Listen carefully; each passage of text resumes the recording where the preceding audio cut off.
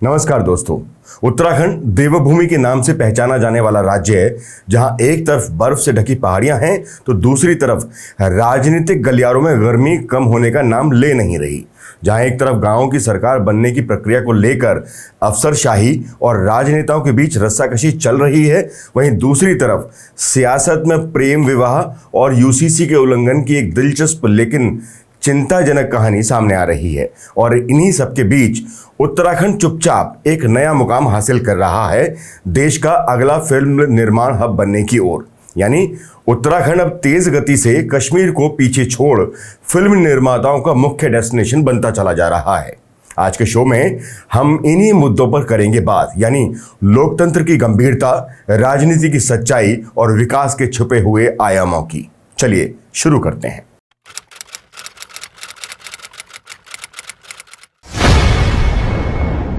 पिछले कुछ दिनों से उत्तराखंड की गांवों की सरकार के गठन को लेकर चल रहे धुंध के बादल छट गए हैं।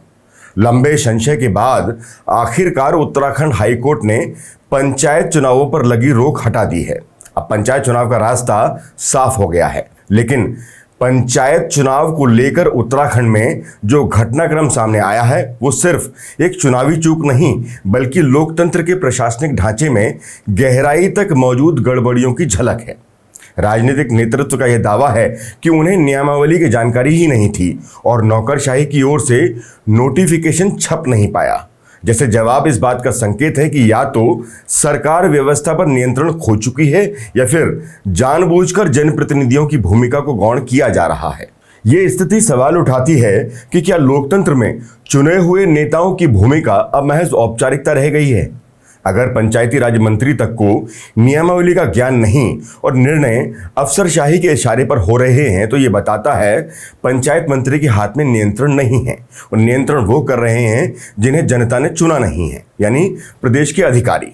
आरक्षण को लेकर कोर्ट में कई याचिकाओं ने कई सूरमाओं का इंतजार बढ़ा दिया था। सरकार पर चौतरफा हमले इस नाकामी को लेकर हो रहे थे। हाईकोर्ट की कुछ चिंताएं और सवाल थे जिनका जवाब देकर सरकार की तरफ से कोर्ट को संतुष्ट करना था, जिसमें वो आखिरकार कामयाब हुई और पंचायत चुनावों पर लगी धुंध के बादल छट पाए। पंचायत चुनाव की लड़ाई भले ही राजनीतिक दलों के सिंबल की ना हो, लेकिन बल की तो है ही। उत्तराखंड में पंचायत चुनावों की तैयारी को राज्य के आखिरी आदमी को ये जनादेश के बारी से जोड़कर देखा जा रहा है। गांव के विकास में तमाम बुनियादी ज़रूरतें शामिल हैं जो वर्षों पुरानी हैं और उन्हें पटरी पर आने में वर्षों लगेंगे। ऐसे में विकास की दौड़ में उन योजनाओं को शामिल किया जाए जो पंचायत घर और विकास खंडों में तैयार और लागू हों, और इसी के मद्देनजर पंचायत चुनाव सबसे अहम कड़ी माने जाते हैं। भाजपा के लिए इन चुनावों के नतीजे राज्य सरकार के कामकाज का आईना होंगे। विकास का पहिया ग्रामीण इलाकों में दौड़ रहा है या नहीं, ये गांव के आखिरी मतदाता के जनादेश से साबित होगा। वैसे पंचायत चुनाव की पुरानी तस्वीर देखें तो भाजपा मजबूत रही है। राज्य के 13 जिलों में 11 जिला पंचायत अध्यक्ष भाजपा के पाले में ही हैं। जीत का ट्रैक रिकॉर्ड भी अच्छा है। हाल ही में शहरी निकाय के चुनाव में भी बेहतर प्रदर्शन रहा है, जिसमें भाजपा की तरफ से चुने हुए चेहरों ने ही महत्वपूर्ण भूमिका निभाई थी।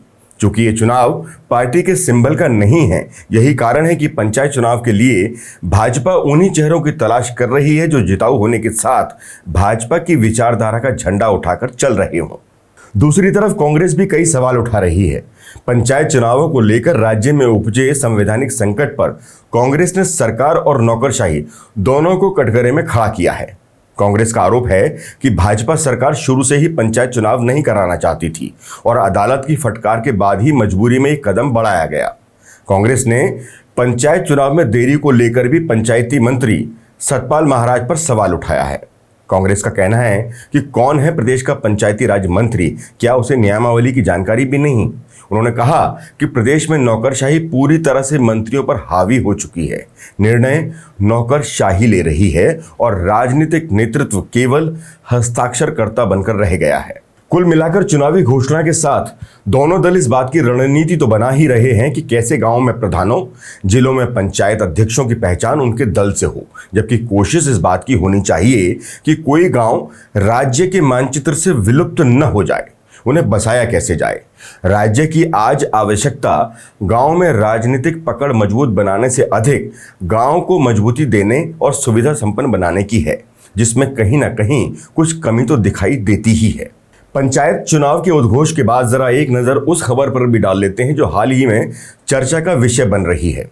उत्तराखंड की सियासत इन दिनों एक अनोखे प्रेम प्रसंग को लेकर गर्म है, जिसमें अभिनय, सियासत, महिला सम्मान और नैतिकता के तमाम आयाम एक साथ उलझे हुए हैं।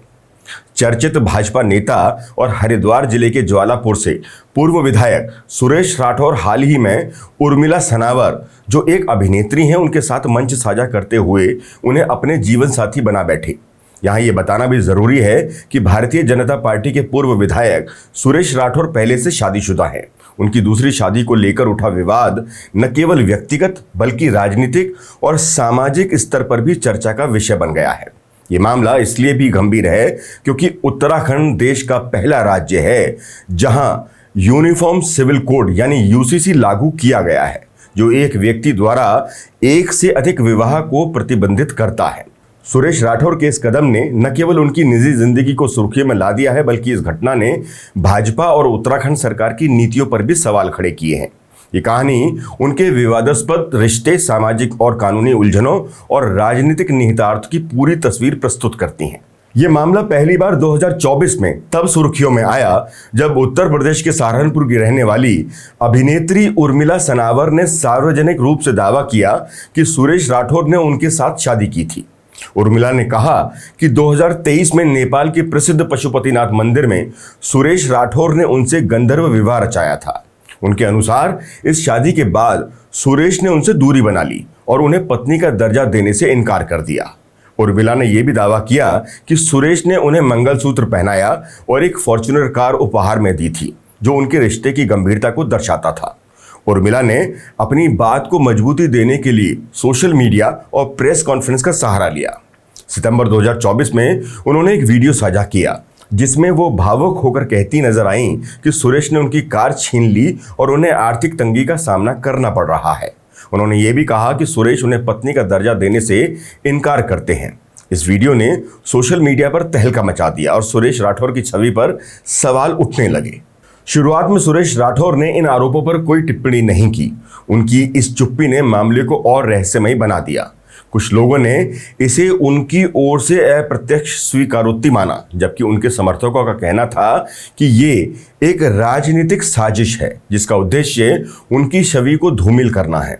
इस बीच उर्मिला ने सोशल मीडिया पर कई वीडियो साझा किए जिनमें पूर्व विधायक सुरेश उनके साथ नाचते गाते और घनिष्ठ पलों में नजर आए। इन वीडियोस ने विवादों को और हवा दे दी। विवाद बढ़ने पर दोनों पक्षों ने एक दूसरे के खिलाफ कानूनी कार्रवाई शुरू की। उर्मिला ने सहारनपुर पुलिस में सुरेश राठौर पर जानलेवा हमले और मानसिक उत्पीड़न के आरोप लगाए। दूसरी ओर सुरेश ने ज्वालापुर थाने में उर्मिला के खिलाफ ब्लैकमेलिंग और बदनाम करने की कोशिश का आरोप लगाते हुए एक एफआईआर दर्ज कराई। सुरेश ने दावा किया कि उर्मिला ने उनसे 25 लाख रुपए की उगाही की और उनके फर्जी हस्ताक्षर का इस्तेमाल किया। 2024 में उनकी बहू हिमानी ने भी उन पर और उनके परिवार पर दहेज उत्पीड़न और हत्या के प्रयास का आरोप लगाते हुए बिजनौर के सियोहारा थाने में मुकदमा दर्ज कराया था। इस मामले में भी सुरेश राठौर और उनके परिवार के खिलाफ जांच चल रही है। साथ ही पहले भी एक महिला भाजपा कार्यकर्ता ने सुरेश पर दुष्कर्म का आरोप लगाया था, जिसके बाद उन्होंने उसी महिला के खिलाफ ब्लैकमेलिंग का मुकदमा दर्ज कराया था। इन विवादों ने उनकी सार्वजनिक छवि को पहले से ही प्रभावित किया था और दूसरी शादी का मामला इसे और गंभीर बना रहा है। लंबे समय तक चले इस विवाद में एक नाटकीय मोड़ तब आया जब 15 जून 2025 को सहारनपुर में आयोजित एक प्रेस कॉन्फ्रेंस में सुरेश राठौर ने उर्मिला सनावर को अपनी पत्नी के रूप में सार्वजनिक रूप से स्वीकार कर लिया। इस प्रेस कॉन्फ्रेंस में उर्मिला उनके साथ मौजूद थीं और दुल्हन की तरह सजी संवरी नजर आईं। सुरेश ने कहा, उर्मिला का प्यार सच्चा था। हमारे बीच कुछ गलतफहमियां थीं जो कुछ लोगों ने जानबूझकर पैदा की थीं, लेकिन अब वो सभी भ्रम समाप्त हो गए हैं। मैंने अपने परिवार और अपनी पहली पत्नी को भी इस विषय में समझा दिया है। हालांकि पूर्व विधायक सुरेश राठौर ने इस बात का जिक्र नहीं किया कि उनकी पहली पत्नी रविंद्र कौर से उनका तलाक हुआ है या नहीं। इस अस्पष्टता ने उत्तराखंड में लागू यूनिफॉर्म सिविल कोड यानी यूसीसी के उल्लंघन के सवाल को और गहरा कर दिया। यहां याद रहे कि यूसीसी के तहत एक व्यक्ति द्वारा एक से अधिक विवाह करना कानूनन अपराध है और भाजपा नेता की इस घोषणा ने कानूनी और राजनीतिक रूप से एक विवाद को तो जन्म दे ही दिया था।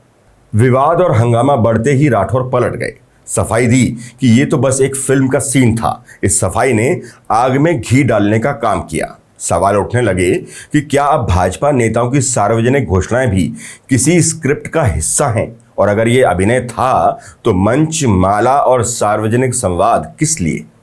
मामले ने तूल पकड़ा तो भाजपा ने भी पैंतरा बदला।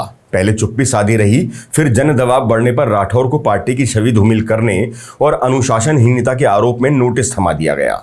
हालांकि नोटिस में उनकी दूसरी शादी या यूसीसी के उल्लंघन का स्पष्ट उल्लेख नहीं किया गया, जिसने कई सवाल खड़े किए।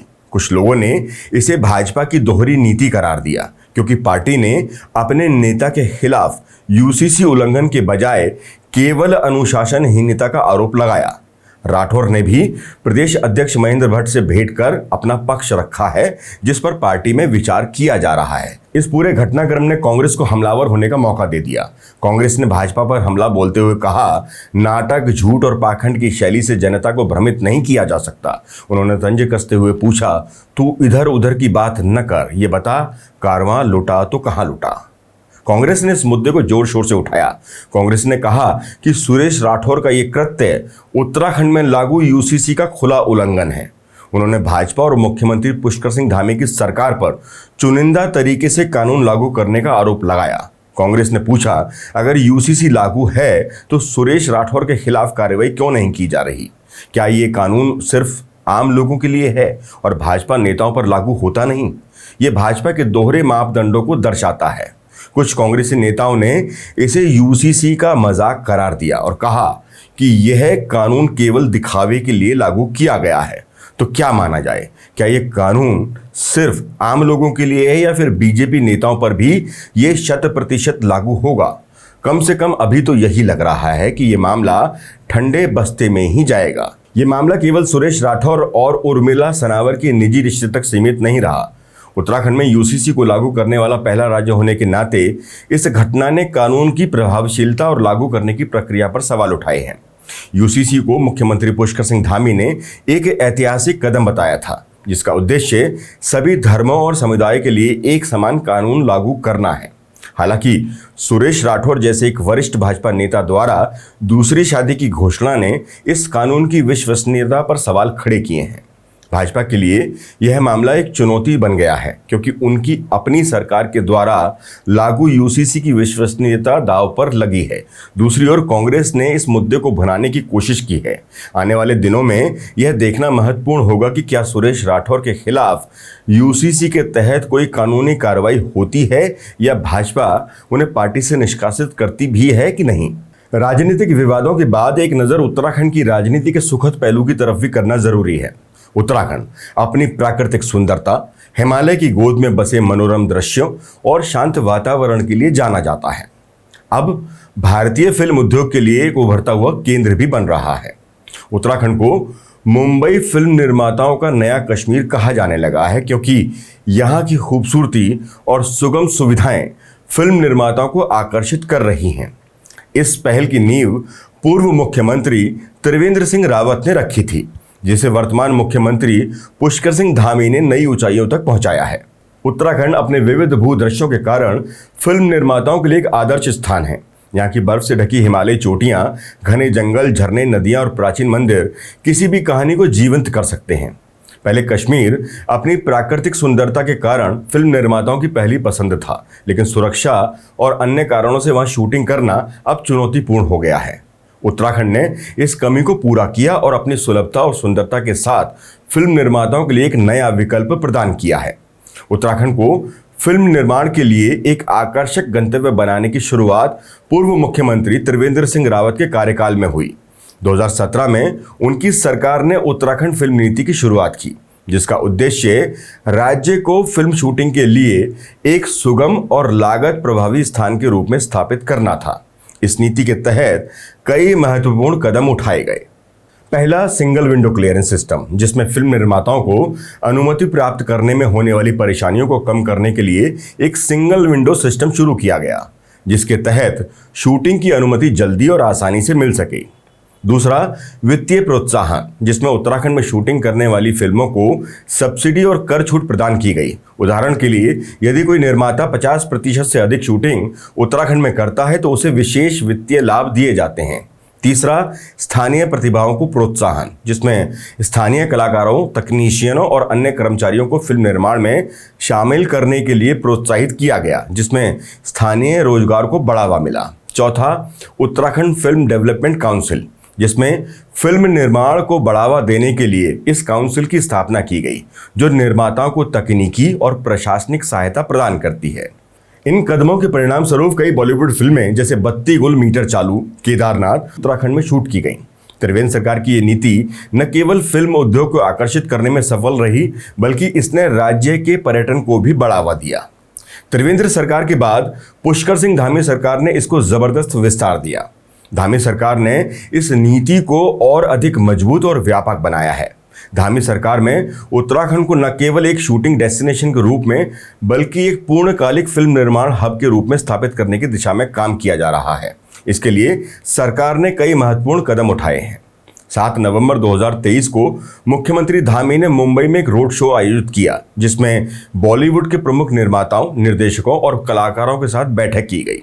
इस बैठक में उत्तराखंड में फिल्म उद्योग की संभावनाओं पर चर्चा हुई और निर्माताओं को राज्य में निवेश के लिए आमंत्रित किया गया, जिसके बाद उत्तराखंड फिल्म डेवलपमेंट काउंसिल का सशक्तिकरण किया गया।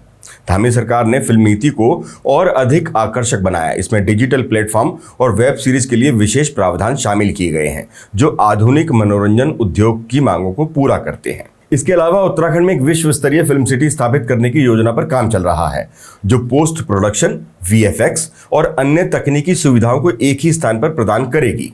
सरकार ने स्थानीय युवाओं को फिल्म निर्माण के लिए विभिन्न पहलुओं जैसे सिनेमेटोग्राफी, संपादन और स्क्रिप्ट लेखन में प्रशिक्षण देने के लिए कार्यशाला और प्रशिक्षण केंद्र भी शुरू किए हैं। सरकार के इन प्रयासों ने अब कई सकारात्मक परिणाम दिए हैं। फिल्म शूटिंग से स्थानीय अर्थव्यवस्था को बढ़ावा मिला है। होटल, परिवहन और स्थानीय सेवाओं की भी डिमांड बढ़ी है। स्थानीय लोगों को फिल्म निर्माण में रोजगार के अवसर प्राप्त हुए हैं, जिसमें उत्तराखंड की कई प्रतिभाएं उभरकर अपनी पहचान बना रही हैं। जूनियर आर्टिस्ट, टेक्नीशियन और वाहन चालकों जैसे कामों में भी यहाँ के लोगों को अवसर मिल रहे हैं। उत्तराखंड में फिल्में शूट होने से उत्तराखंड की संस्कृति और प्राकृतिक सुंदरता को राष्ट्रीय और अंतर्राष्ट्रीय स्तर पर पहचान मिली है।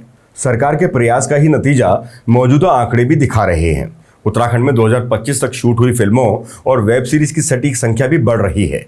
उत्तराखंड फिल्म डेवलपमेंट काउंसिल के अनुसार 2022 तक लगभग 1800 से 1900 फिल्में, विज्ञापन और वेब सीरीज उत्तराखंड में शूट की गई। इसके बाद 2023 से 2025 के बीच उत्तराखंड की नई फिल्म नीति और सरकार के प्रोत्साहन के कारण शूटिंग की संख्या में वृद्धि हुई है। एक आंकड़े के मुताबिक अनुमानित रूप से 2000 से अधिक फिल्में, वेब सीरीज और विज्ञापन इस दौरान शूट किए जा चुके हैं। आने वाले वर्षों में उत्तराखंड न केवल भारत का बल्कि विश्व का एक प्रमुख फिल्म निर्माण केंद्र बन सकता है, जो आर्थिक और सांस्कृतिक दोनों दृष्टिकोण से राज्य के लिए लाभकारी होगा। लेकिन अभी भी कुछ चुनौतियां बाकी हैं, जैसे कि बेहतर सड़कें, बुनियादी ढांचे का विकास और तकनीकी सुविधाएं अभी भी प्रगति पर हैं। इसके अलावा कश्मीर और हिमाचल प्रदेश जैसे अन्य स्थानों से प्रतिस्पर्धा भी बनी हुई है। भविष्य में धामी सरकार की फिल्म सिटी योजना और केंद्र सरकार के सहयोग से उत्तराखंड को एक प्रमुख फिल्म निर्माण हब के रूप में स्थापित करने की संभावनाएं बहुत अधिक हैं। स्थानीय प्रतिभाओं को प्रशिक्षण और अंतर्राष्ट्रीय स्तर की सुविधाएं प्रदान करने से ये राज्य न केवल बॉलीवुड बल्कि हॉलीवुड और अन्य क्षेत्रीय फिल्म उद्योगों को भी आकर्षित कर सकता है। फिल्म नीति और इससे उत्पन्न रोजगार के मुद्दे पर बात करने पर फिल्म नीति के संचालन को बारीकी से देख रहे IAS अधिकारी बंशीधर तिवारी का कहना है कि फिल्म के इस क्षेत्र में संबंधित विभाग पूर्णतः प्रतिबद्ध है कि फिल्म निर्माताओं को सभी सुविधाएं दी जाएं और स्थानीय लोगों के लिए रोजगार के नए रास्ते निकाले जाएं। उत्तराखंड में नई प्रतिभाएं इससे जन्म लेंगी। पूर्व में भी कई कलाकारों ने देश में उत्तराखंड का नाम रोशन किया है। हमारी कोशिश यही है कि प्रतिभाओं को निखारा जाए और उन्हें एक प्लेटफॉर्म दिया जाए। आने वाले समय में हम उत्तराखंड को देश का मुख्य राज्य बनाने की ओर कदम बढ़ा रहे हैं। खैर, किसी भी प्रदेश में अच्छे और बुरे दोनों पक्ष होते हैं, जिन्हें हम पूरी ईमानदारी से आप सब तक लेकर आते हैं। आज की ये 3 मुख्य खबरें भी हमें यही बताती हैं। दोस्तों, पहली ये कि कागज पर कानून हो जाना काफ़ी नहीं होता, उसे ज़मीन पर उतारना असली चुनौती होती है। यूसीसी जैसे एक बड़े कदम की विश्वसनीयता तभी बनी रहेगी जब हर किसी पर बराबर लागू होगी, चाहे वो आम आदमी हो या कोई सत्ताधारी नेता। दूसरा, अगर सरकारें वास्तव में गांव की ताकत को पहचानना चाहती हैं तो उन्हें पंचायती राज्य का दिखावा का मंच नहीं, विकास की असली प्रयोगशाला बनाना होगा। और तीसरा पहलू ये भी कि जिस तरह उत्तराखंड ने फिल्म नीति में प्रगति दिखाई है, वो बताता है कि सत्ता अगर चाहे तो पहाड़ों में भी संभावनाओं की गूंज सुनी जा सकती है। अब बारी आपकी है दोस्तों, इन तमाम मुद्दों पर अपनी राय देने की, जिसे आप कमेंट बॉक्स के जरिए हम तक और सरकार तक पहुंचा सकते हैं। वीडियो पसंद आया हो तो लाइक करना और चैनल को सब्सक्राइब करना मत भूलिएगा। मिलते हैं अगले एपिसोड में, तब तक के लिए जय हिंद, जय भारत, जय उत्तराखंड।